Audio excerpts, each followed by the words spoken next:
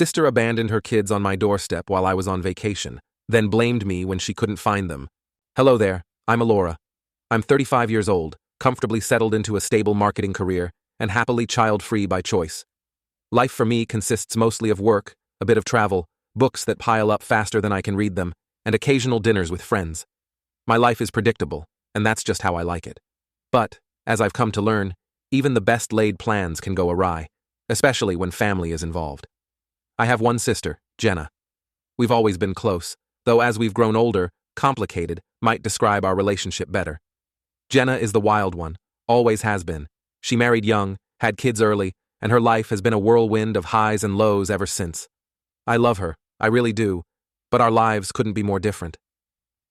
2 weeks ago, I returned from a vacation, a blissful, week-long getaway in Bali. It was a much-needed break from the relentless pace of my job. As anyone living a busy life would understand, coming home meant a long to-do list. So, there I was, sorting through laundry and catching up on household chores, when my phone rang. It was Jenna.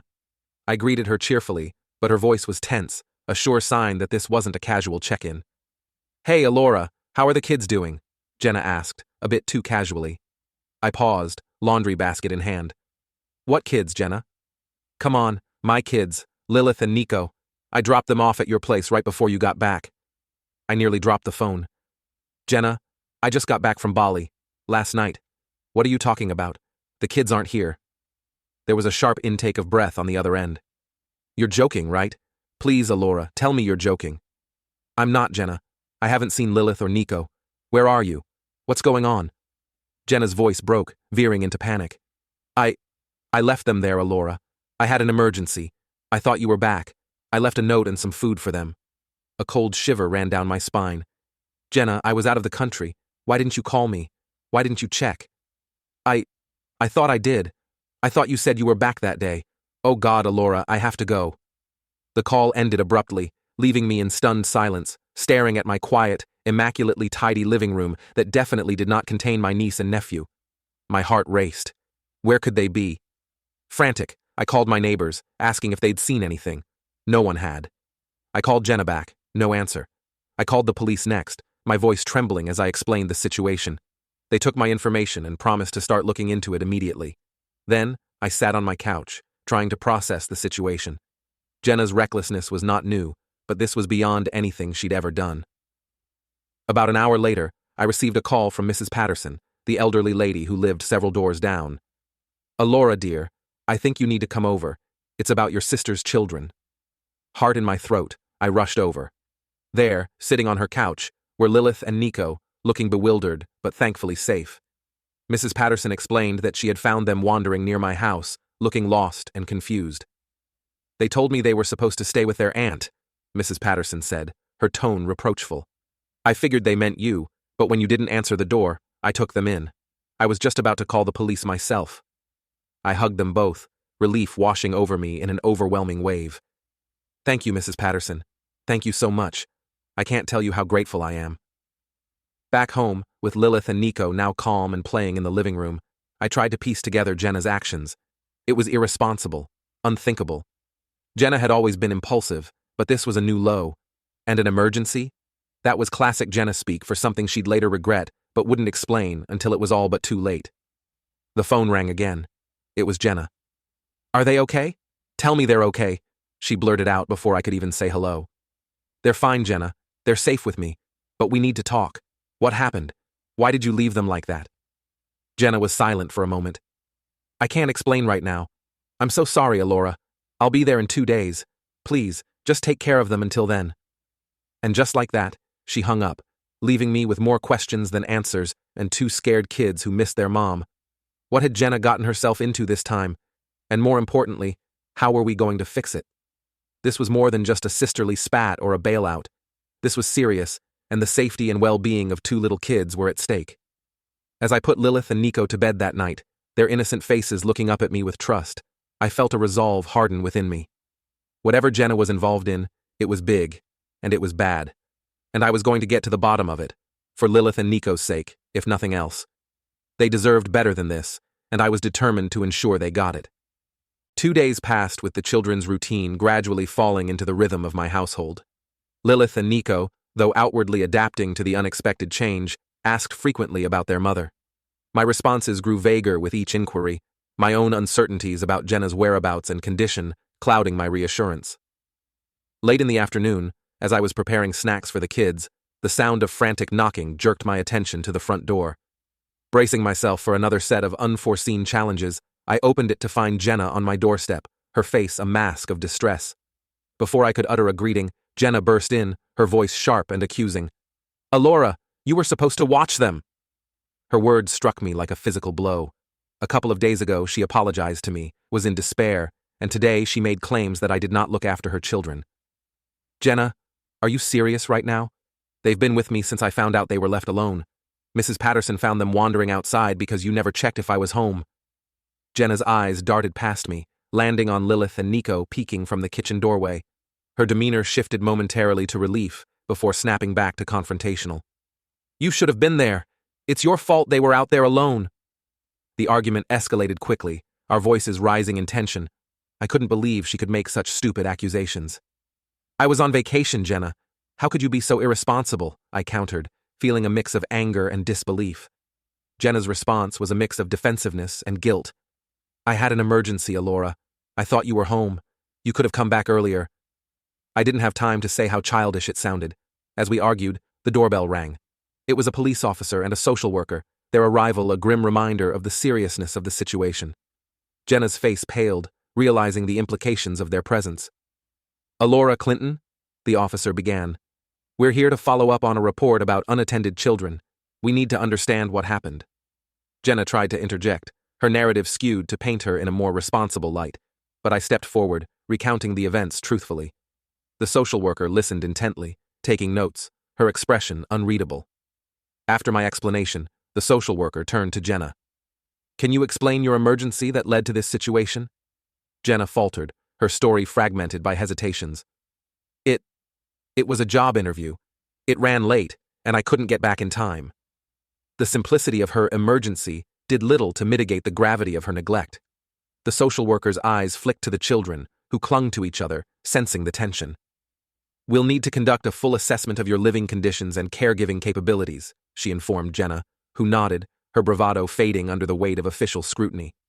After the police and social services left, promising close monitoring and future checks, Jenna turned to me, her fury replaced with a desperate sort of pleading. "Alora, please, I need your help. Can you just say I was stuck in traffic? They might take my kids away." I looked at her, torn between familial loyalty and the moral high ground.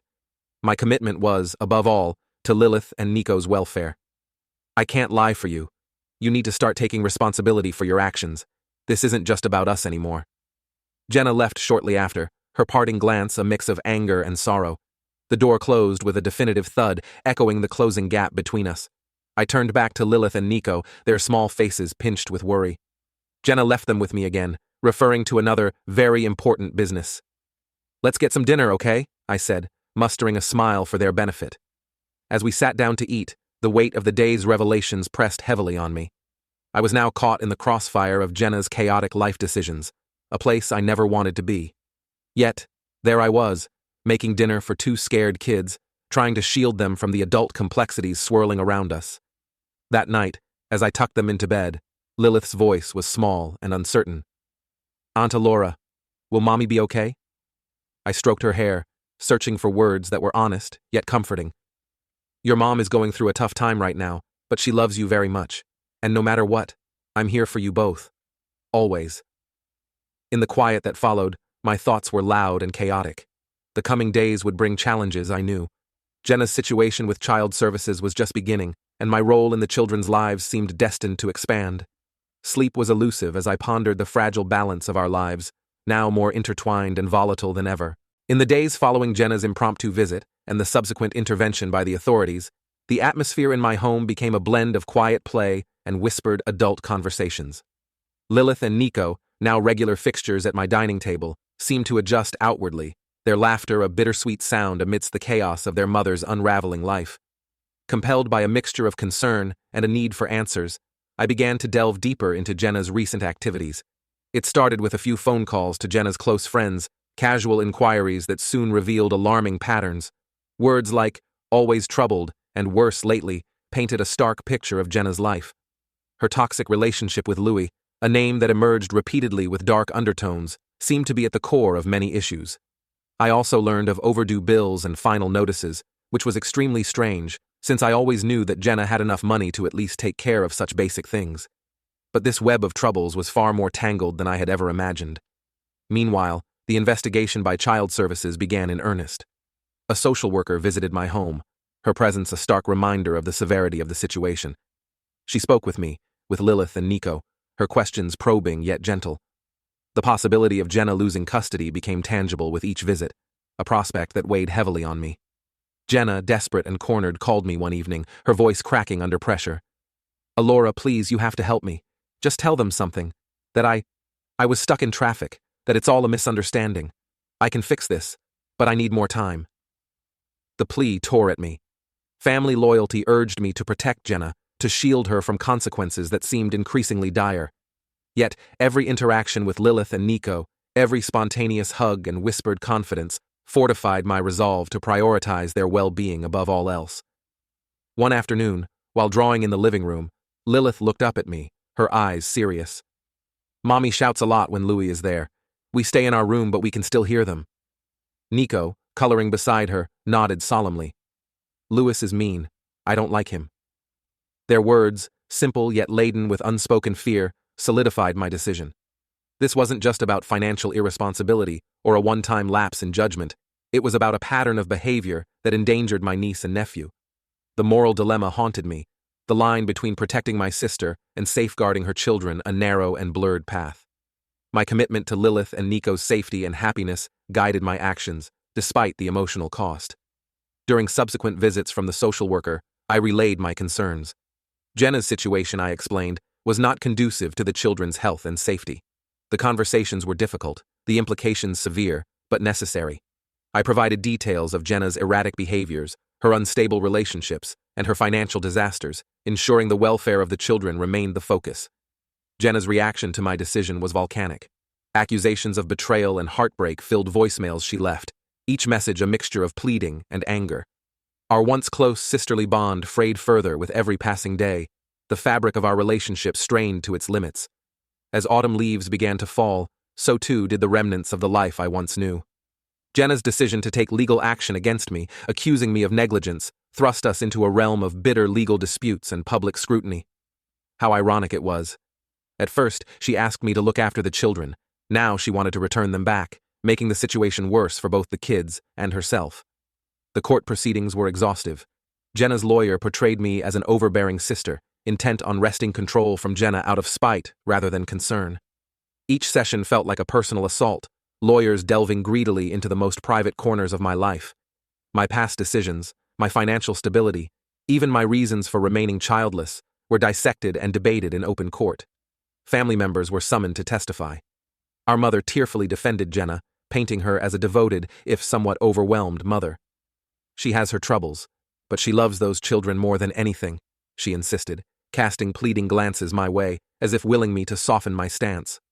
The financial strain of the legal battle began to take its toll. Lawyer fees accumulated, each invoice a reminder of the cost of this war, not just in monetary terms, but in its broader impact on my life.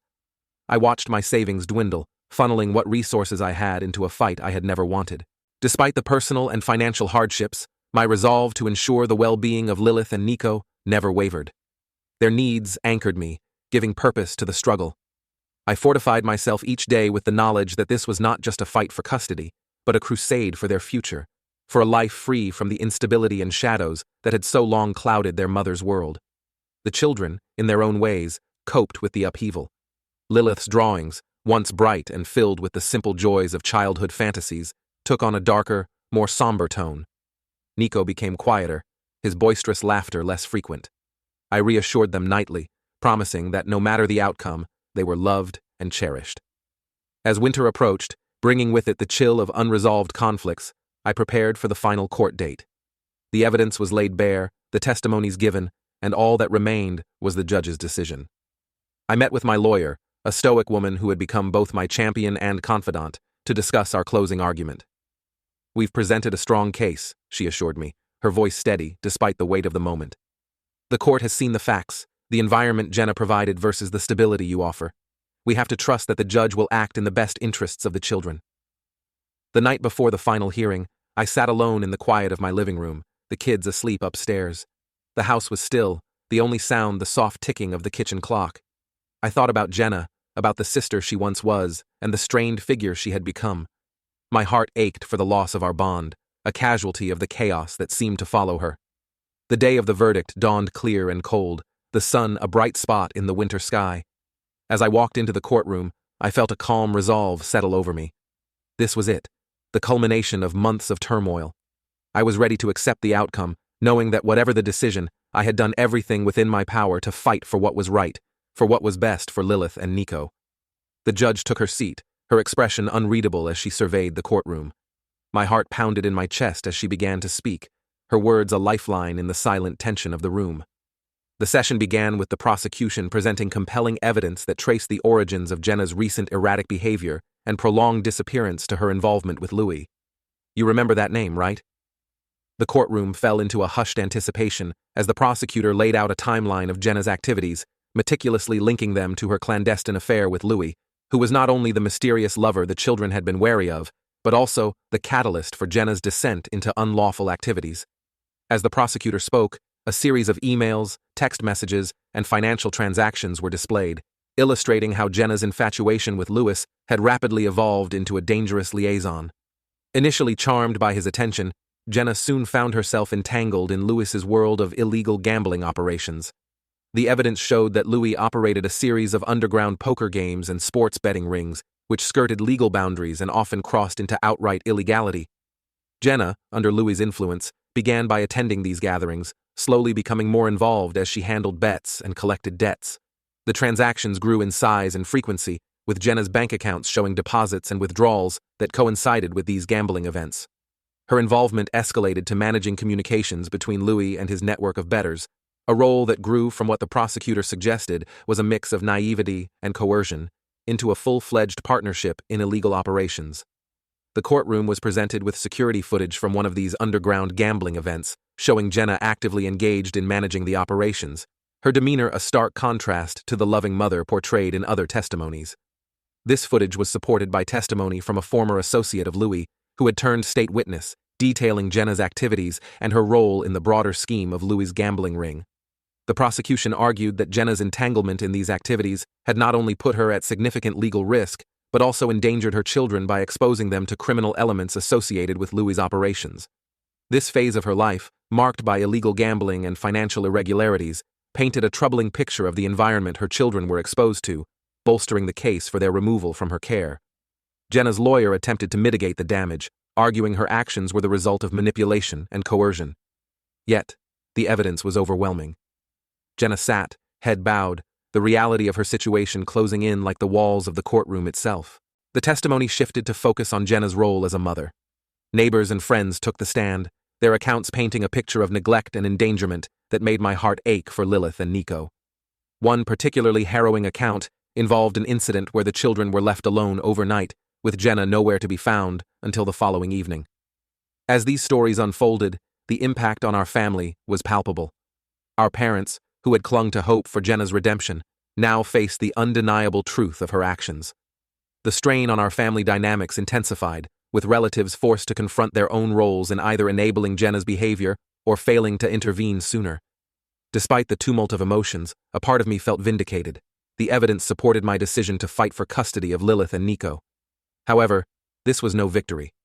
The revelations deepened the emotional scars for everyone involved, leaving us to grapple with a mixture of betrayal, concern, and profound sadness. As the final witness stepped down, the courtroom fell into a heavy silence, everyone bracing for the judge's decision. The judge took her time, reviewing notes and evidence before addressing the court. Her voice was firm yet empathetic as she spoke of the paramount importance of the children's welfare and the responsibilities of parenthood. The judge declared that due to Jenna's current instability and involvement in activities detrimental to her and her children, temporary full custody would be granted to me, Alora, with a stipulation for Jenna to undergo rehabilitation and regular evaluations if she hoped to regain any parental rights. Furthermore, the judge ordered supervised visits, emphasizing that the children's safety and emotional well-being were of utmost priority. Jenna's reaction was muted, her face a mask of resignation mixed with grief. As the courtroom cleared, our eyes met briefly. A flood of memories passed between us, a silent acknowledgement of the rift that might never fully heal. Leaving the courthouse, I held Lilith's and Nico's hands tightly. They were too young to fully understand the gravity of the court's decision, but they sensed the change. That night, back at home, I sat down with them, explaining in the gentlest terms possible that they would be staying with me for the foreseeable future and that their mom would be working on getting better. "Will Mommy be okay?" Lilith asked, her voice small in the quiet of their bedroom. "I hope so, honey," I replied, tucking a strand of her hair behind her ear. "She's going to try really hard, and we can visit her sometimes when she's ready." Nico snuggled closer, seeking comfort. "Are we going to be okay?" he murmured. I kissed the top of his head, a promise in my heart as much as in my words. "Yes, we're going to be okay. We're together, and I'll take care of you. We're a family, no matter what." As they drifted off to sleep, I stood by their door, a sentinel against the uncertainties of the future. The road ahead would be challenging, filled with healing and tough conversations. Yet, in that moment, I knew we had found a semblance of peace, a new beginning forged from the trials of the past. Whatever lay ahead, we would face it as a family, bound by love and a resolve to rise above the shadows that had chased us for too long.